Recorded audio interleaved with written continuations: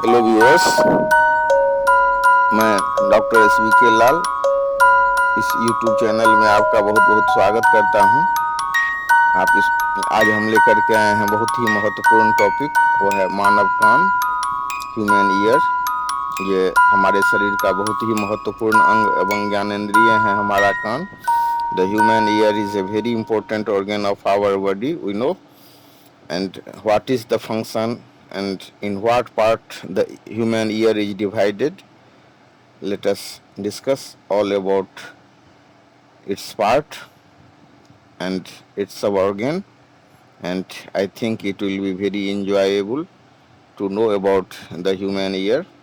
तो आइए हम जानते हैं कि कैसे ये हमारा जो अति संवेदनशील जो हमारा ये कान है, प्रमुख ज्ञानेंद्रिय हैं, तो इसके मतलब इसको हम तीन भाग में बांट सकते हैं. It can be divided into three parts. One is the external air, second is the middle air and third is the internal air.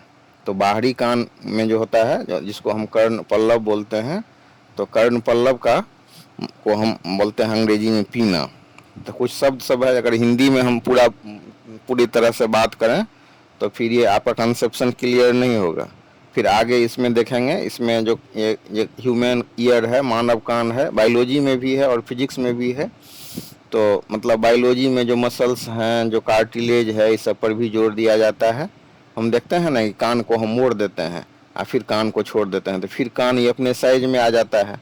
ये किसका गुण होता है? ये तो कार्टिलेज का गुण होता है, मुलायम, जिसको हम उपास्थि बोलते हैं. तो यही कारण है कि कान को हम मोड़ देते हैं और फिर छोड़ देते हैं, तो फिर ये अपने साइज में आ जाता है. तो इस हिसाब से ये जो एक्सटर्नल जो हमारा ईयर है, वो कौन चीज़ का बना होता है? तो ये बना होता है कार्टिलेज का. इसके बाद हम देखेंगे कि मतलब कैसे ये हमारा जो एक्सटर्नल कान है, बाहरी कान है, और जिसमें पीना होता है, और पीना ही से जुड़ा हुआ होता है ईयर कैनल, मतलब नली टाइप का जो संरचना है, जो मतलब पीना से जुड़ा हुआ है, जो बाहर से थोड़ा सा खुला हुआ दिखाई देता है थोड़ा सा, लेकिन मेन पार्ट इसका अंदर में होता है.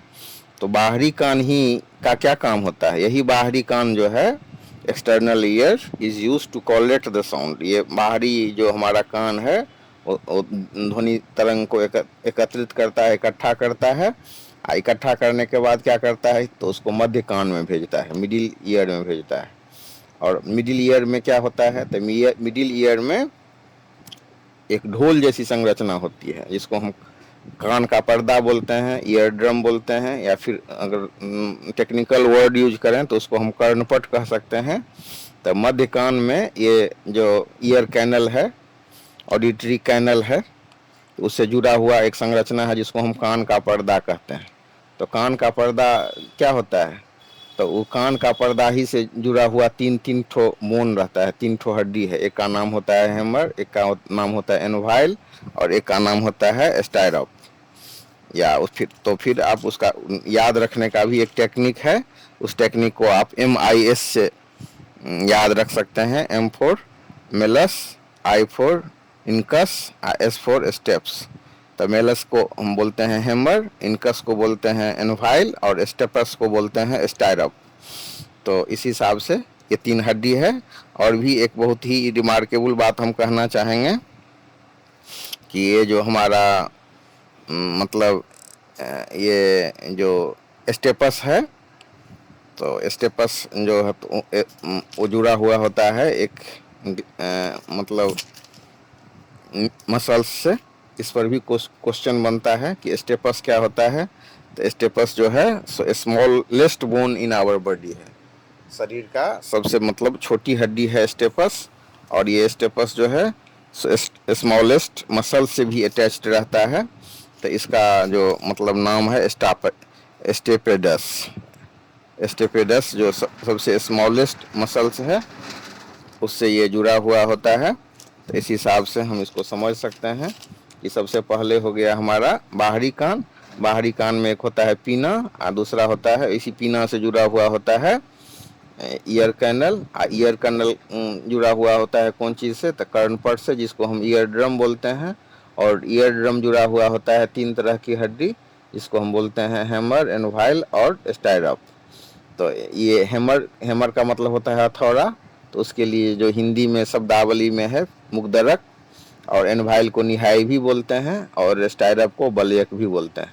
तो ये मध्य कान का क्या काम होता है कि जब ये ईयर ड्रम पर साउंड पहुंचता है तो जो है आपस में दोलन करने लगता है, तीनों हड्डी आपस में जुड़ी हुई होती है, लीवर जैसी संरचना होती है ये, और ये दोलन करने लगती है आपस में, और इसका काम होता है ध्वनि तरंग को प्रवर्धित करके ये आंतरिक कान में पहुंचा देता है, मतलब इसको एम्पलीफाई कर देता है, साउंड को थोड़ा सा बढ़ा करके इसको हम इंटरनल कान में ये भेज देता है। ये तीनों जो हड्डी है मुग्दरक, निहाई और मैंने बलयक, मतलब हैमर, एनवाइल और स्टायरप, जो तीनों बोन हैं ये आपस में कंपन करने लगते हैं, और फिर इस कंपन के मदद से क्या होता है कि साउंड को मतलब एम्पलीफाई कर देते हैं, और फिर इसको हम इंटरनल एयर में भेज देते हैं। अब इंटरनल एयर में क्या होता है, तो इंटरनल एयर में थोड़ा एक लिक्विड होता है, और लिक्विड में क्या होता है तो एक तार, लपेटा हुआ तार जैसा, मतलब जो देखते हैं ना घोंघा, घोंघा जैसा एक संरचना होती है जिसको हम कोकेलिया बोलते हैं। तो जो है कोकेलिया मतलब जो है घोंघा आकार का जो होता है कोकेला, तो वो एक नली जैसी संरचना होती है, और वो मतलब वो जुड़ा हुआ होता है कौन चीज़ से, तो मतलब स्टायरप से जुड़ा हुआ होता है। और उसमें जो है ये हमारा जो कोकेला होता है उसमें एक विशेष प्रकार का सेल होता है, विशेष प्रकार का कोशिका होता है, वो जुड़ा हुआ होता है कौन चीज़ से, तो ऑडिटरी नर्व से जुड़ा हुआ होता है। और ऑडिटरी नर्व से जो जुड़ा हुआ होता है, तो ऑडिटरी नर्व मस्तिष्क से जुड़ा हुआ होता है, तो यही पहुंचाता है साउंड को। अब कान कैसे काम करता है इसको समझते हैं। तो हम जानते हैं ना कि कम ध्वनि उत्पन्न करने के लिए कंपन की आवश्यकता होती है, बिना कंपन के जो है सो ध्वनि उत्पन्न नहीं होगा। तो जब कंपन से ध्वनि उत्पन्न होती है तो संपीडन और विरलन उत्पन्न होता है। संपीडन का मतलब दबाव डालना, और विरलन का मतलब दबाव कम हो जाना। तो जब ये कान पर पहुंचता है तो ईयर कैनल में प्रवेश करता है, और प्रवेश करने के बाद जो है कर्णपट को मतलब कान के पर्दा को धकेलता है, और जब ये उस पर धकेलेगा तो कंपन शुरू हो जाएगा, और उस के में कंपन शुरू होने से उससे 3 गो हड्डी जुड़ी हुई है, एक हैमर है, दूसरा एनवाइल है, तीसरा स्टायरप है। तो तीनों जो जुड़ा हुआ है तो तीनों जो है कंपन करने लगता है, लीवर जैसा ये काम करता है, जिससे कंपन से क्या होगा कि इसका डिस्प्लेसमेंट बढ़ जाएगा, विस्थापन बढ़ जाएगा।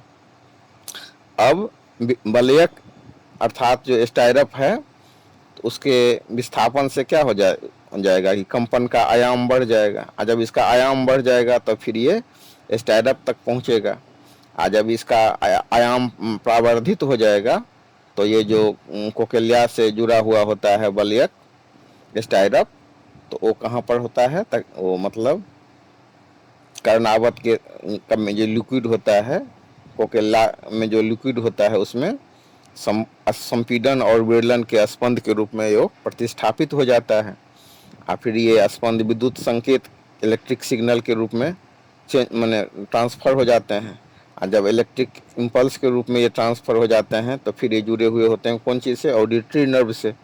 ऑडिटरी नर्व से इसको क्या करता है ब्रेन में भेज देता है, और ये जो ऑडिटरी नर्व्स द्वारा ये ब्रेन में भेजते हैं तो फिर ब्रेन उनको ध्वनि के रूप में फिर ट्रांसफ़र करता है। तो ये कितना सारा जटिल चीज़ है, बहुत मतलब हम शॉर्ट में आपको इसे बताने का कोशिश किए हैं, लेकिन आप इसको देखिए, बहुत जटिल चीज़ है, लेकिन अगर आप इसको मुख्य रूप से समझ लीजिए, इसके मेन पार्ट को, मेन इसके बोन को, तो आराम से अगर इससे रिलेटेड जो क्वेश्चन है उसको आप जवाब दे सकते हैं।